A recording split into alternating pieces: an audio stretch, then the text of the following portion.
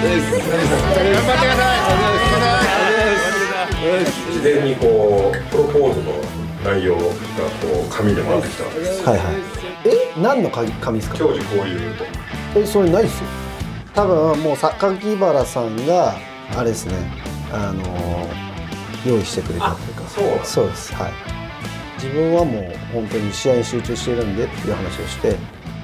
明けましておめでとうございます。明けましておめでとうございます。今日も夢にうなされました。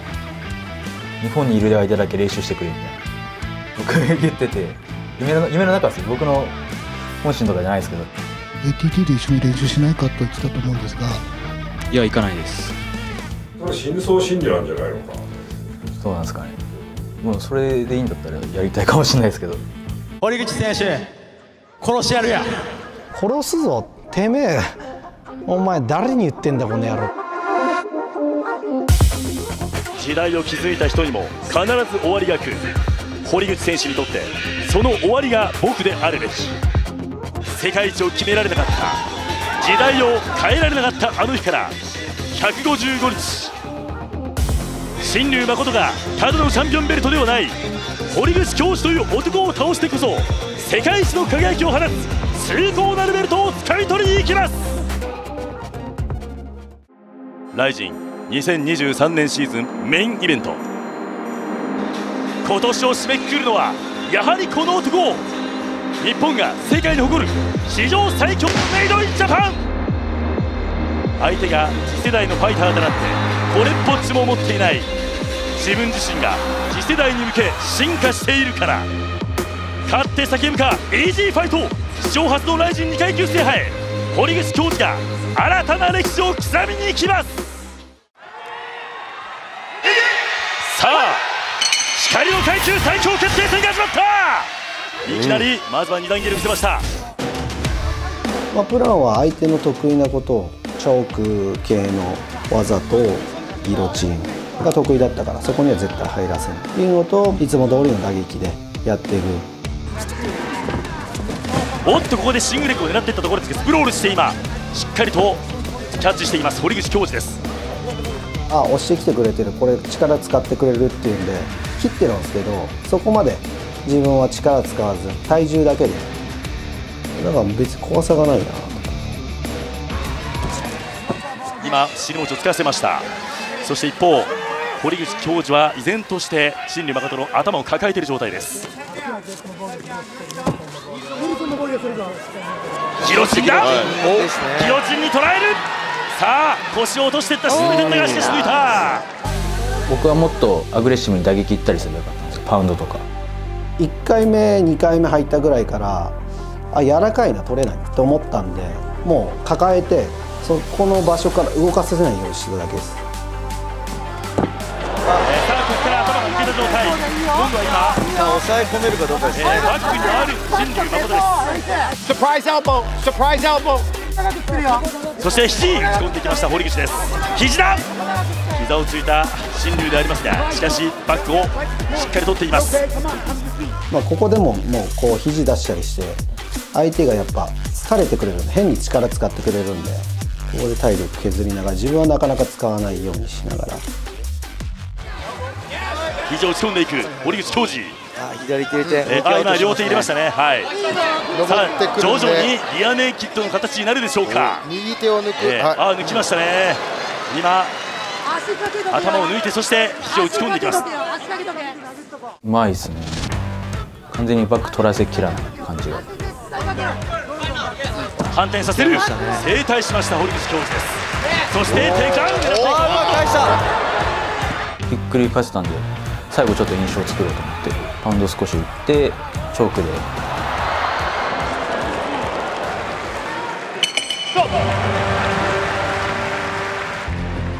なかなかその開始とかのタイミングがうまいなと思って、マイクもちょっと焦ってたんですよね。取られてるかもしれないっていうので、印象悪いよっていうので、打撃のプランいこうっていう感じで、打撃もちょっと混ぜながらいこうっていうんで2ラウンド目開始になりましたね。なるほど。1ラウンド僕の中で取った意識だったんで、あと2ラウンドこれをやれば勝てるって思って安定なラインになっちゃったというか、に初っ端詰められてびっくりしたっていうのはありますね。思い切りいくことが重要だというふうに新竜誠は話します。ワンツースリー、足に組みついた新竜。これで僕はもう結構なんか印象めっちゃ悪いと思ったんですよ。なんか声がすごいわーっとなってたんで、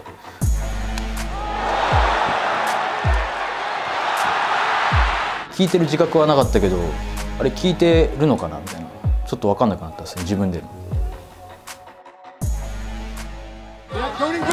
そしてサイテルコビ足崩していきました、堀口恭司。うまいですね。肘を側頭部に当てて、堀口恭司からマウントモーション。これがあるんですよね。さらにギロチンの形も見せましたが、回転系がうまいんですよね、新竜。自分もこう止まっちゃうとやっぱ抑え込まれちゃうんで、止まらないように止まらないようにして。この時もうちょっとバテてたんですよ。ここはだからさっきのギロチンだ。またギロチンに持っていった。顎入れて首しっかり入れといたんで、ここで僕は休憩してました。これやりながら、そうですね、腕一本抱えてネルソンの形。しかし今横にスライドしていった新竜誠で、ここからのこの顔をつけて、そこからプレッシャーかけるっていう形を新竜選手はやろうとすると思うんで、そうですね、こうやって顔を剥がして顔を使わせない。びっくりしたっす。来ると思ってない時に来るとやっぱり効くんですよね、人間。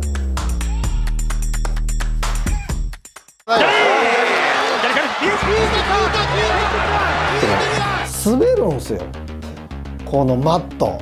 聞いたのか教授と思った。いや全く聞いてないですよ、もう全部滑って。このプレッシャーの中、左キックかわした。右左返してきましたね。はい。このフックで後ろ向いちゃった、まあいいや、そのまま走ろうとしたらついてきたっていう。ちょっと弱かったですね。全然聞いてないですよ。そして外側からテイクダウンです、堀口恭司。はい。パウンドやってるとやっぱりどうしても防御ができなくなってくるんで、しっかり足入れてパウンド打ちながら入る隙間を見つけてズボッと入れるって感じですね。ここで殴りたいですね。いいですね。新竜誠の後ろからリアネイキッドか。とにかく休憩したかったんですよ、その時は。いいとこ持たせてフロントみたいな感じで力使わせて休もうと思ったら入っちゃったから。リアネイキッドチョーク。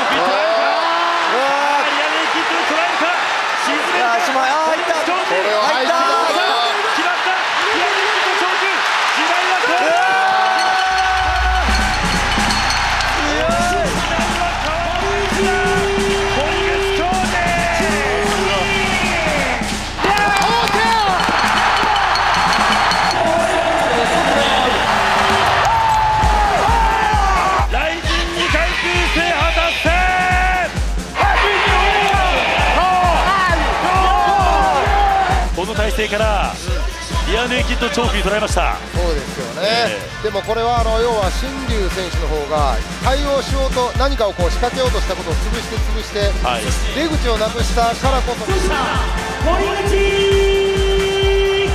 恭司。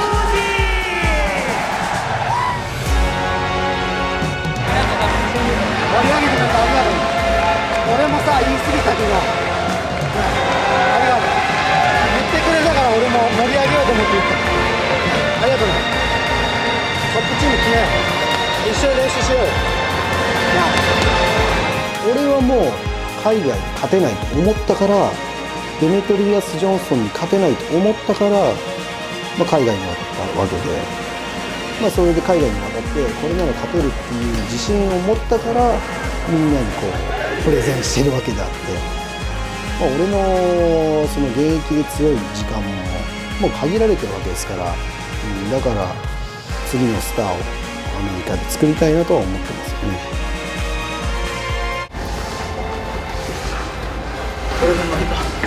負けた。大丈夫。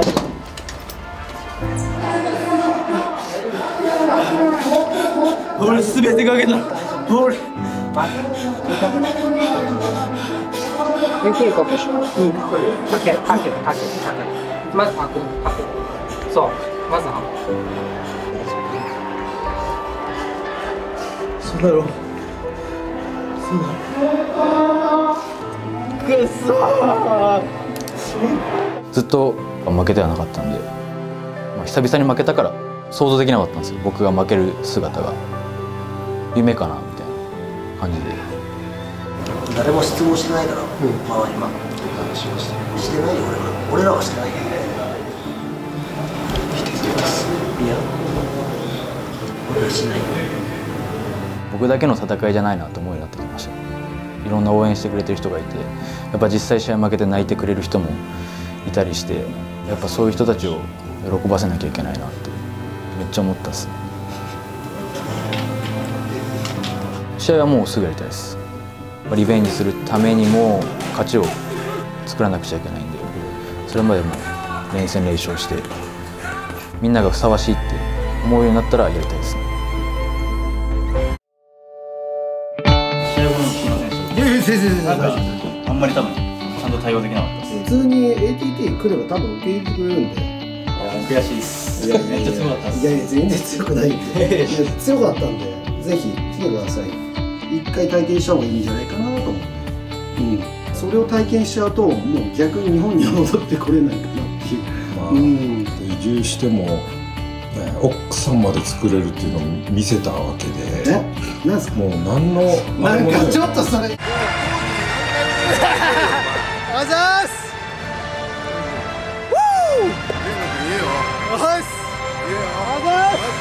ちょっとある方に言いたいことがあるんで、川村さんちょっと出てきてください。おっと、指輪ちょっと忘れちゃったんですよ。彼女が持ってきました。なんでここまで見るんですか。もういいんじゃないですか。指輪忘れたっすか。指輪はもう忘れてますよ、いつも。ちょっとこうかな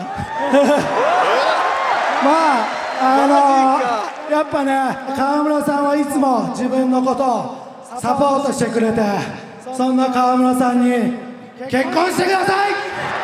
お願いします。はい、ずっと一緒にさせてください。ありがとう。ありがとう皆さんすみません、お時間いただきありがとうございます。なんとここででもこれ彼女にとってはめちゃくちゃ幸せなことだよ。そうですね。彼女の職場でもあるし、そういうのを全部ひっくるめてそこでやった方がいいと思ってやったんですよ。だって自分のそういう柄じゃないんで。柄じゃないよね。柄じゃないんで、男なんでね、やるときはやるんすよ。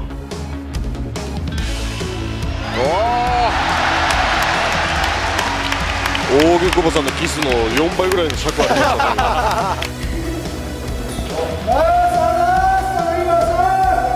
本当榊原さんのおかげでやっ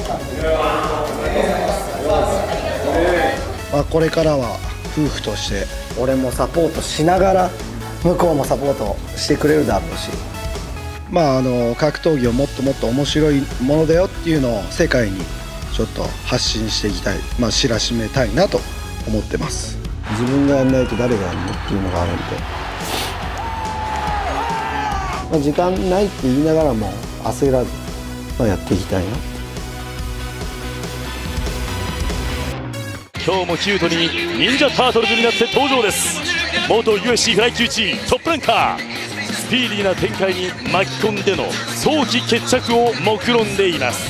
ジョン・ドッドソン、打倒極根性大木久保博正。今回3連敗中でありますが、バンタム級やフライ級のトップファイターたちと激闘を繰り広げてきた大木久保博正。今回打倒ドッドソンに向け今日までの1ヶ月間一人暮らしをし、トレーニングに集中してきました。妻と息子に汗をかいて傷だらけになって青春の勝ち星を届けます。今第1ラウンドです。ここ大事ですね。投げを打つ、ここから背中つけさせたいですね。ナイス。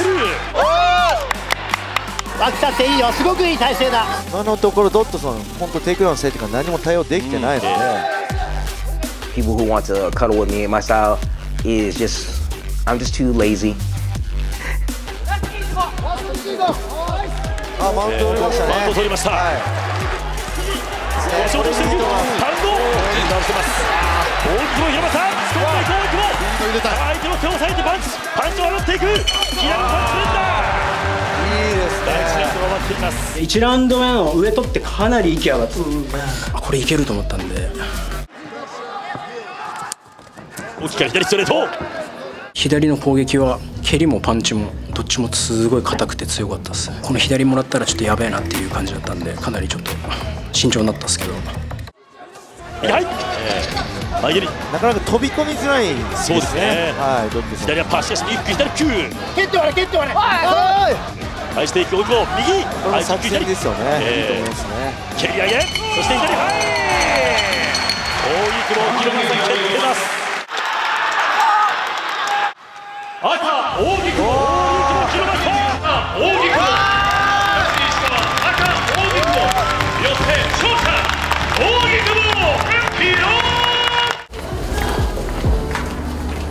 Me to go out there and secure a victory, I need to sit there and execute a finish. And since I didn't, I knew the decision wasn't going to go my way.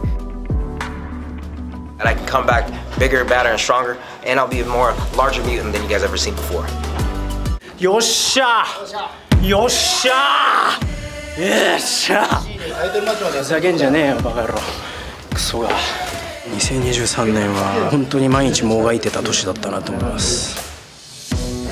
いやよかった。本当今日は子供と奥さんのために最後まで絶対諦めないで戦おうと思ってたんで、大晦日最後この日に勝ててよかったです。また強い外人いっぱいいるんで、そこら辺とやってもっとこれからフライ級盛り上げていきます。大久保はやっぱり強いっていうのを見せていきたい。安西新章38歳、格闘キャリアの集大成を見せる日本最強の柔術家イゴール田辺の連勝街道。憧れ続けた大晦日ライジンで2023年を締めくくります。もう全然大丈夫ですね。回復してからはこれが僕の体重かなと思ってます。はい、絶好調です。相手はアニマル百戦錬磨の安西新章です。向こう側172センチの安西新章。この辺りのさあテイクダウン来ましたね。ただ背中をつけさせない。あのミットのままトレースした絶対入ったんですよ。ジャブローカットできてなかった。できてない。そのままバック取ってミット通りです。本当。先週からあんまりもう本当に体重に集中してあんまり練習してなかったので、ちょうど試合前にやって頭がリフレッシュできました。テイクダウンして上でやるモダン柔術。今日はバックを取りました。長い腕を絡めていくイゴール田辺。そうですね。ただ足に集中しすぎるとああやって首に回してくるので、ちょっとね。いやこれで締めていく。そうだ。まだ顎が入っておね。マジか。この体勢で落ちてました。イゴールがここから頸動脈うまくそうですね。締めていった。頸動脈締まってますね。意識が飛んだ。いや完璧っすよ。テイクダウンしてバック取ってチョークでした。やっとできた。角入ったんでもうこれは逃げられないなと思いましたね。逆にこれ逃げられたらちょっと俺はもうやばいなと思いました。これから僕がウェルター級世界一になる大将でした。これからも皆さん応援よろしくお願いします。これでいいって思ったものがもうちょっとはまらなくなってきてる短い時間でしたけど感じてしまいました。また戻ってきてもらえますか。そういうファイターにふさわしいのであればですね。自分がテイクダウンするぞっていうぐらいやっぱこれが僕の階級かなと思いました。170パウンドウェルター級の全ての選手に、俺が来たよっていうのと、この人とやったら面白いって思う相手とどんどん組んでいただいたらと思います。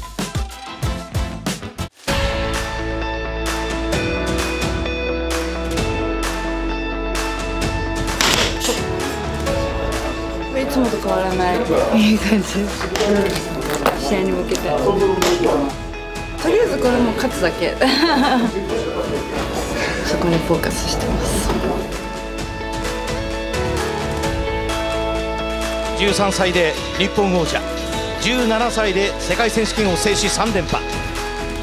何にもなかった女子レスリング黎明期に現れたマット界のプリンセスは42歳での MMA 転向から7年、人生の大半を占めてきた選手としての人生に幕を下ろします。今山本キッド典文と目が合いました。微笑みました。さあ最後の戦いへ、四角いリングへ足を踏み入れます。ファイティングクイーン B 山本美憂。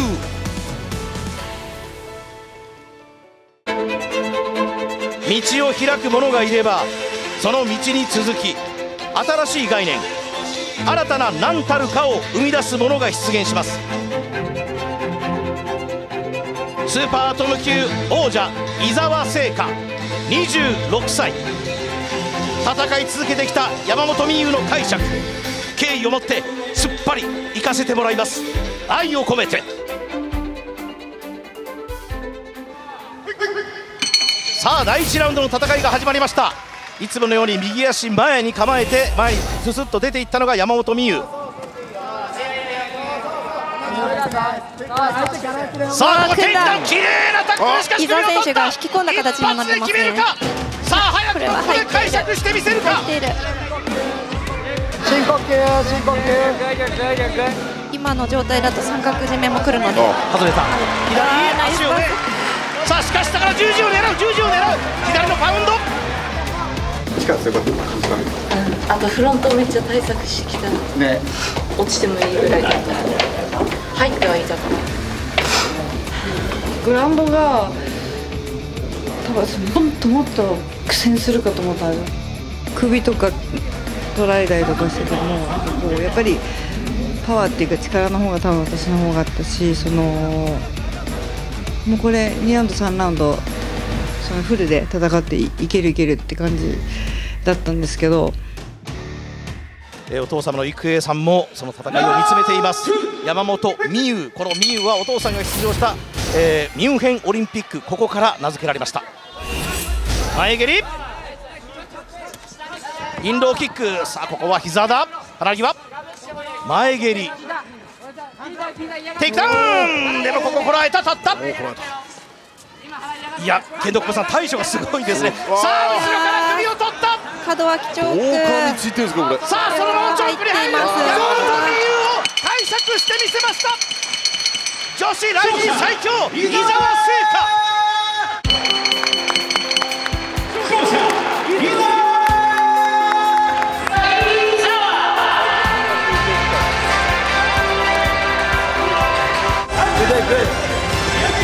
なんか微妙な感じですね。揉み合ってバッてなった時、私が足を取りに遠いとこ方の足を取っちゃったんですけど、これってレスリングの時にそこからこうすくい上げていく技なんですけど、これってすごく MMA っていうかグラップリングにとっては一番良くなくて、これ悪い癖でよく練習でやった時に注意されてることが思いっきりその時に出てしまってって感じだったんで、いやー悔しいですね。笑顔がありません伊沢聖華です。すごい気持ちが重い試合です。山本美憂選手とやるっていうのがやっぱテレビの中の人だったのが頑張らないとなって改めて思う試合になりました。伊沢選手はもうねずっと泣いてました。うおーっつってここまでずっと勝ち続けて引っ張ってってくれてるから、この先も、チャンピオンでいってほしいし世界一になってもらいたいですね。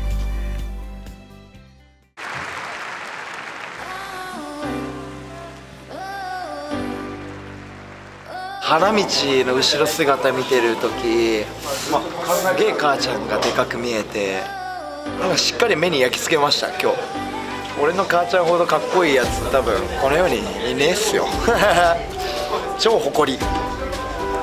よかったと思う。なぜかというとこの格闘技がね、勝った負けたは別にしてすごい多くの人が見て格闘技が不安になったということは大きな功績を残したと僕は思ってるんですね。ライジンの皆さん、あと本当にファンの皆さんがずっと毎回変わらず応援してくれてるので、こんな幸せなアスリートっていないんじゃないかなっていつも思ってます。本当にみんなありがとうございました。本当にありがとう。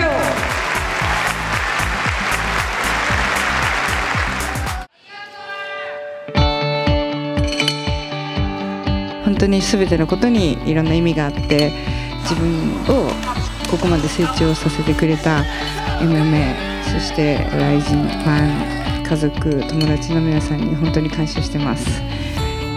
いつまでもライジンの山本美優として誇りに思って、これからも頑張っていきたいと思います。